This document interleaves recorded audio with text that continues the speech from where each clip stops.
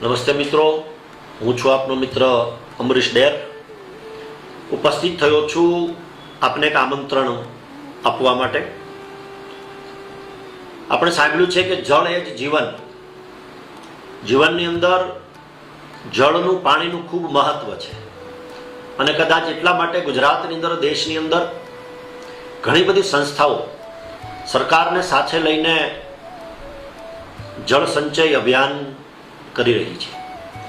મારે આપને કહેવું છે, મારે આપને આમંત્રણ આપવું છે કે શ્રી ગીર ગંગા પરિવાર ટ્રસ્ટ રાજકોટ પણ ઘણા વર્ષોથી ગુજરાતની અંદર વરસાદનું પડેલું પાણી દરિયામાં જતું અટકાવી શકાય અને એનું જળ સંચય થઈ શકે એના માટે કાર્યરત છે.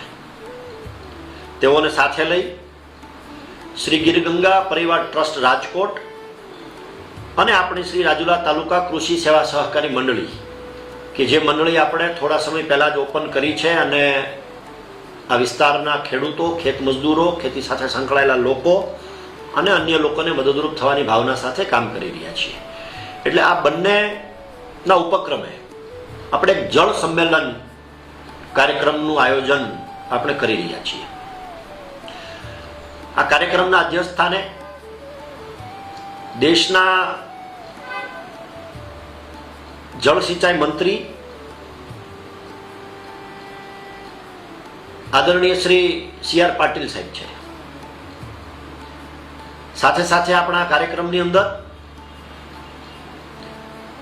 આપણા સાંસદ આદરણીય ભરતભાઈ સુતરિયા, આપણા જિલ્લાના મંત્રી શ્રી આદરણીય શ્રી કૌશિકભાઈ વેકરિયા, પ્રદેશ ભાજપના મહામંત્રી અને ધારાસભ્ય શ્રી અનિરુદ્ધભાઈ દવે, સહકાર શિરોમણી આદરણીય શ્રી દિલીપભાઈ સંઘાણી અને આપણા જિલ્લાના તમામ ધારાસભ્યશ્રીઓ આ કાર્યક્રમમાં ઉપસ્થિત રહેવાના છે એવી વાત છે.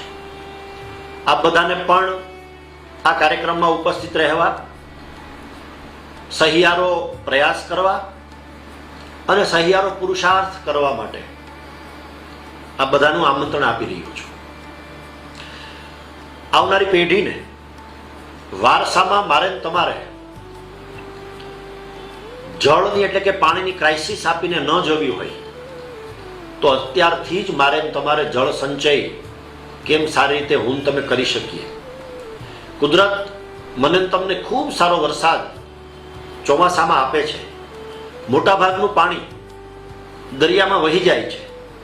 એટલા માટે દરિયામાં